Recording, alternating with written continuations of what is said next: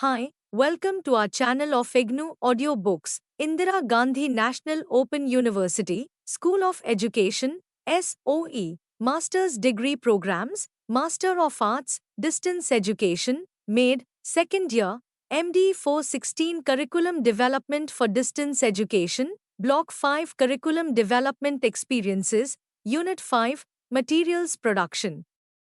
Editor's note: curriculum development gives considerable importance to how the materials are developed and produced. There are a few methods, models available to us today, while the practice of assembling a small group of educationists with experience of designing self-instructional materials into a course team is widely practiced and well documented. In many instances, this practice is not always possible, desirable, nor even appropriate. In contrast to the course team approach, three alternative methods of material production termed personalized training, workshop generated, and text transformation are described, illustrated, and analyzed by Fred Lockwood in terms of the extent to which they do offer viable alternative methods of materials production. The experiences and case studies described by the author shall be extremely useful in designing and adopting appropriate methods of producing self-learning materials. Alternative methods of materials production. Introduction. The last 20 years have witnessed an amazing growth in the use of distance learning materials. Self-study courses, such as those offered by Wolsey Hall in the United Kingdom and other national correspondence colleges, have been available for many years. However, the establishment of the United Kingdom Open University, UKOU, in 1969 marked a significant point in the use of self-instructional material for adults and in the methods of materials production. Many other national open universities have been established. Ready, 1988, with the growth of several of them likely to be spectacular. For example, it has been estimated, Miller, 1989, that the Indira Gandhi National Open University, IGNOU, India will ultimately enroll 700,000 students. The Sukhothai Thammathirat Open University, STOU, in Thailand was expected to have 500,000 students by 1990, Daniel, 1988, and the Radio and Television Universities of China, RTVU, 1,300,000 by 1990, Hockridge, 1988. The growth of these and other open universities is not just in terms of the number of students but in the number and range of courses the institutions must produce. For many open universities and institutions of higher education, the method of materials production has been influenced by the course team practice developed by the UKOU and described by one of its founder members, Lewis, 1971, 1971. A. 1971b. This practice of assembling a small group of educationalists with experience of designing self-instructional materials is widely practiced and documented. However, in many instances this practice is not always possible, desirable, nor even appropriate. In contrast to the course team approach, 3.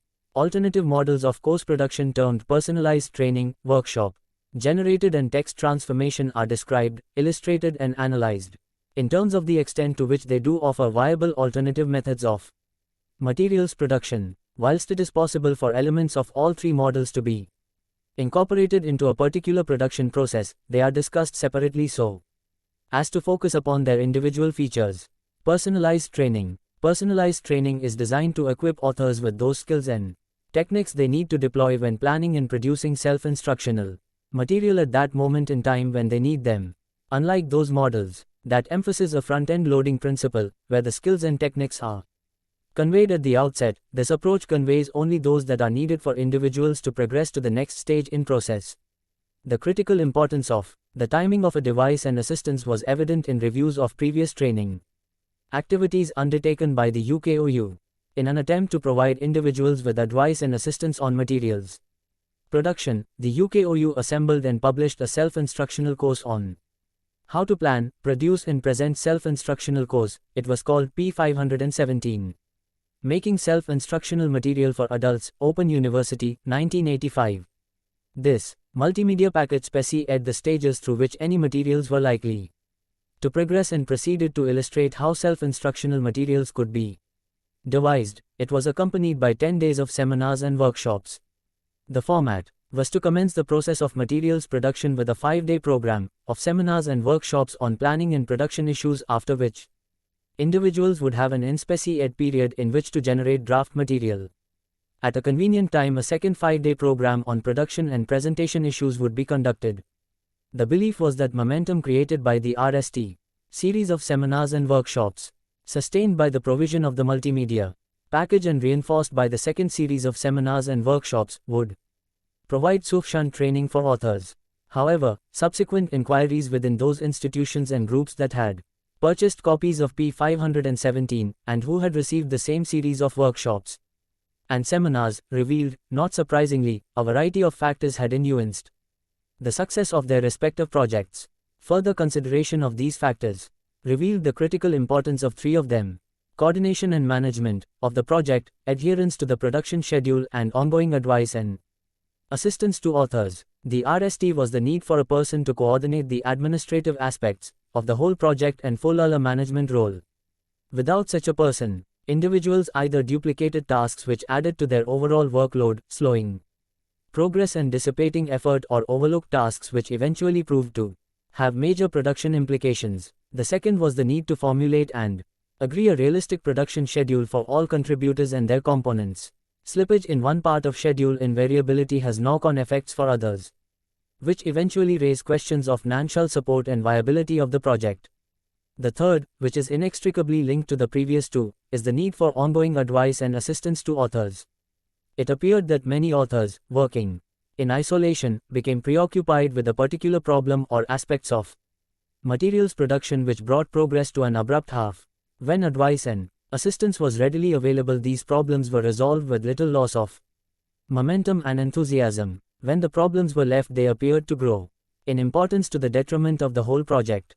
For example, the production of a multimedia package designed to upgrade primary school teachers in Hong Kong, Grantham College of Education, 1989, was fortunate to have a staff member who not only took academic and administrative responsibility for the whole project and ensured the schedule was maintained, but also facilitated the provision of advice and assistance to individual authors. In contrast, the production of various undergraduate modules within the Chinese radio and television universities, Lockwood, FAMES and MAR, 1989, was not coordinated, did not operate within an agreed schedule, and failed to provide ongoing support to authors. The initially proposed self-instructional packages have not been assembled.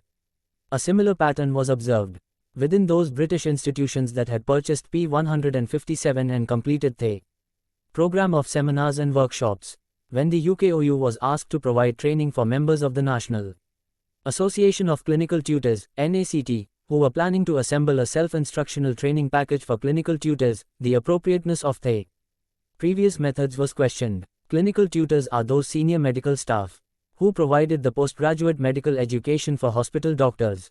Rather than group all the training seminars and workshops into two programs and leave participants to coordinate the project to their own schedule, a personalized form of training was devised. It involved constituting a small task group, devising a realistic schedule in which a member of the UKOU would not only coordinate the whole project but who would provide the personalized training that was necessary for materials production. A task group of 6 individuals was assembled.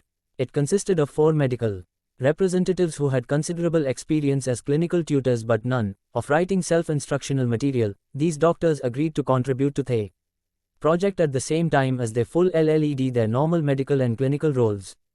In hospital, an educational technologist from the UKOU who had considerable experience of producing self-instructional material, but who did not have a medical background, and a representative from the Joint Center for Educational Research and Development in Medicine to advise the group and to provide liaison with the Department of Health who were financially supporting the project. The educational technologist was to act as task group coordinator, administrator and be responsible for BRE-NG and training. The 4 medical representatives were to draft the training material.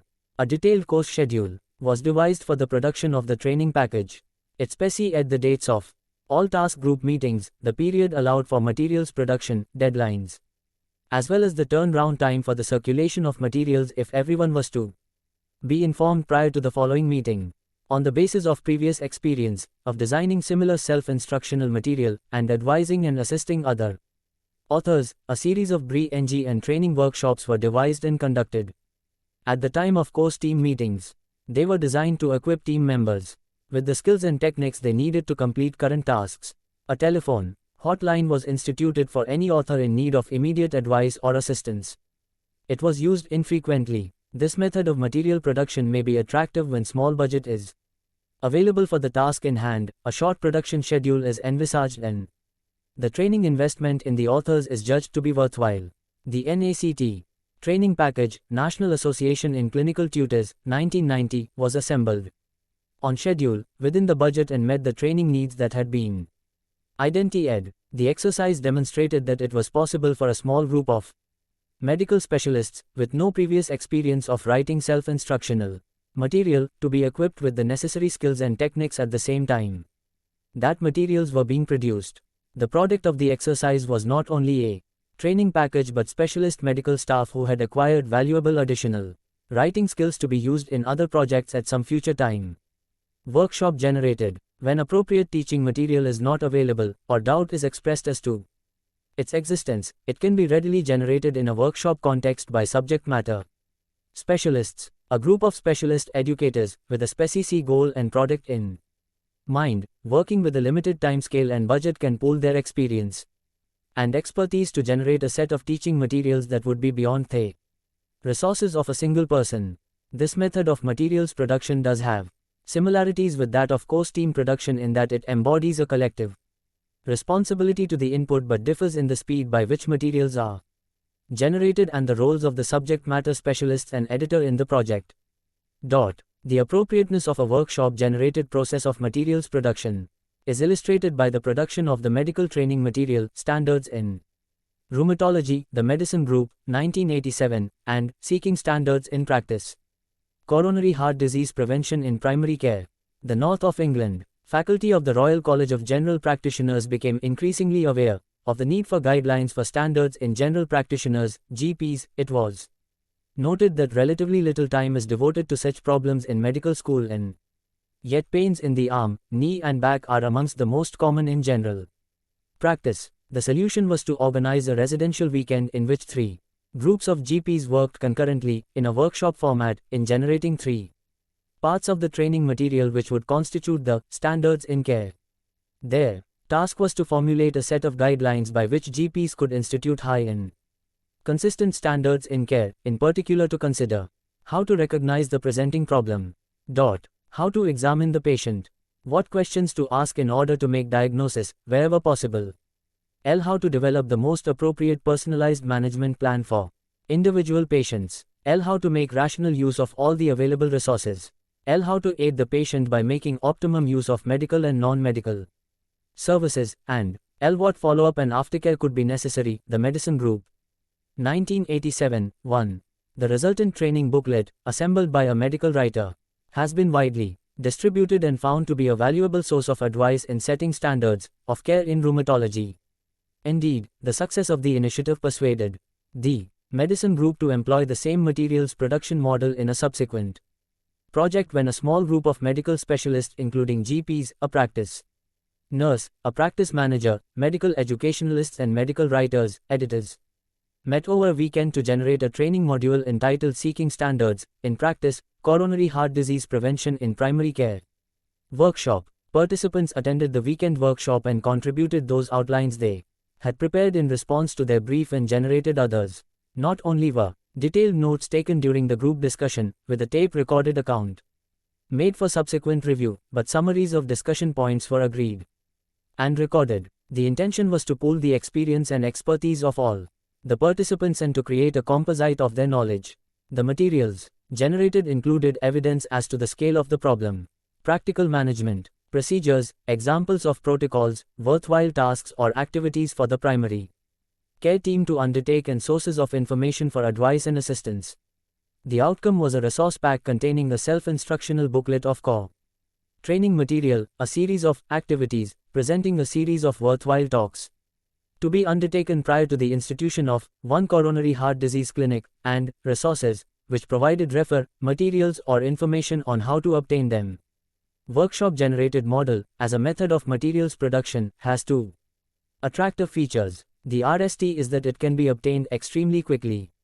The actual process can be accomplished in hours even through planning the workshop, coordinating the input of participants and following up the suggestions. and sources made by participants may take several weeks.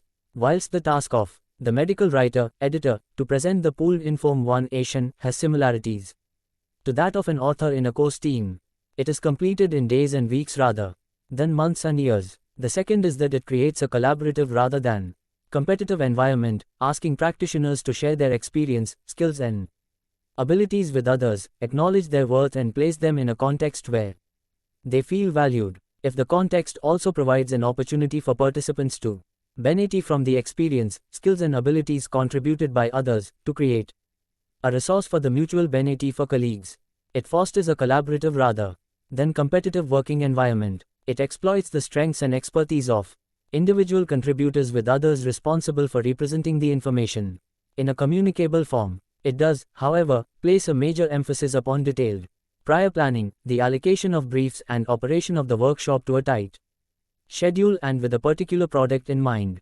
Text transformation. When materials are already in existence but are considered to be inadequate for their intended purpose, they can be transformed into high-quality distance teaching materials by the process of text transformation. This process differs fundamentally from the course team process, mentioned earlier, in which a course team typically commences with the specification of broad aims, renes them over a period of time into detailed objectives as contributors move towards a consensus and the null product. In the course team process, authors typically remain responsible for their own material and its development. In contrast, the text transformation process typically starts with materials that have been developed to the extent of author's ability. The task, through a process of negotiation, is to determine the degree of change that would be acceptable to the commissioning body and to differentiate it between those changes that are desirable and those that are feasible, either within the time scale or due to possible acceptance by original authors. The attributes needed by the transformer, a skilled professional communicator who mediates between author and reader, have been identified and described. MacDonald, Ross and Waller, 1976. The transformers distinguished between the content of the message emerging from the author and the form it should take if it was to communicate efficiently. Their initial work and ideas influenced many course developers, one of whom was discussed the role of the transformer and provided guidelines for the task and examples of the process. Melton, 1990. Melton provides a checklist and proceeds to describe and illustrate how a whole course might be transformed, focusing on the broad aims of the course, the characteristics of the learner as well as the teaching strategies and methods of presentation to be deployed. An example of text transformation that closely resembles the procedures outlined by Melton is provided by the Population Training Program, POPTRAN, that was originally developed within the Cardiff University Population Centre, Great Britain in the mid-1980s. POPTRAN was originally a computer-assisted learning (CAL) package designed to help users understand more about population statistics and dynamics. It consisted of a series of 9 computer simulations of population representations on disk and 3 substantial printed manuals designed to help users explore nearly 200 national populations according to certain parameters. However, prior to publication, funding bodies questioned its adequacy for its intended purposes. A subsequent review of the package suggested that a range of potential changes, from minor to major, could be achieved through the process of text transformation. The POPTRAN package was dominated by 3 formidable printed manuals, which users, unfamiliar with microcomputers and CAL, for whom English could be a second language, could end extremely daunting. Minor changes included the removal of textual duplication, reduction in the number of examples and relocation of technical material to appendices. Moderate changes included the redesign of certain computer graphics, eliminating examples of the computer being used as an electronic page turner rather than a machine that could store, retrieve and provide dynamic population displays and sequencing of the computer programs. Major changes involved a complete reconceptualization of how Poptran could be used as a self-instructional package. There was confusion between its status as a package that was self-contained, complete in it, and one that was dependent upon teacher mediation. It was argued that this range of changes could make substantial improvements to the teaching effectiveness of the Poptran package. The CAL package, that had taken 7 years to develop, was subsequently transformed into an introduction and guide to POPTRAN, a series of 9 computer programs and corresponding self-instruction guides and a technical manual in a period of 6 months. Sections of the package were mocked up and piloted in realistic contexts with its overall effectiveness evaluated in ELK trials. Henderson, Kinzert and Lockwood, 1988. The task of the transformer has similarities with that of the editor described above. Both play a central, influential role in assembling the academic material generated by others. However, whilst the transformer typically has had no part in assembling the material, the editor may often be heavily involved. Furthermore, it would be far too limiting to regard text transformation as only a remedial activity, one to salvage existing material. An advantage of this process, it is argued, Lewis and Payne, 1986, Rogers, 1987, is that existing material can be adapted for different teaching purposes and even different audiences. In contrast, workshop-generated materials are typical, dedicated to a particular audience. Concluding comments. Each of the above methods of materials production have been successfully applied. The key question was to decide which of the methods was possible, desirable and appropriate. The decision is influenced by a number of factors. The stage of materials development, the writing abilities of authors, decision regarding investments in author training and over what period, as well as the skill of prospective course team chairperson, workshop presenter or text transformer. Given sufficient advance notice, all the three methods are possible, although invariably production deadline are a deciding factor. A major distinction between the process of developing texts, see Roundtree, 1990, and transforming them, see MacDonald, Ross and Waller, 1976, is the investment that one wishes to make in original authors. If it is unlikely that the author of prospective teaching materials will be involved in similar activities in the future, it may not be cost-effective to invest considerable time, effort and funds in the process. Utilizing an experienced transformer may be more appropriate. The availability of specialists may also dictate the method adopted. Contributing to a weekend workshop may be feasible, whilst a commitment to a production schedule may not. Needless to say, a skilled individual could probably operate all the three methods, and combinations of them, successfully. Thank you for watching. We will see you in the next video with the next chapter.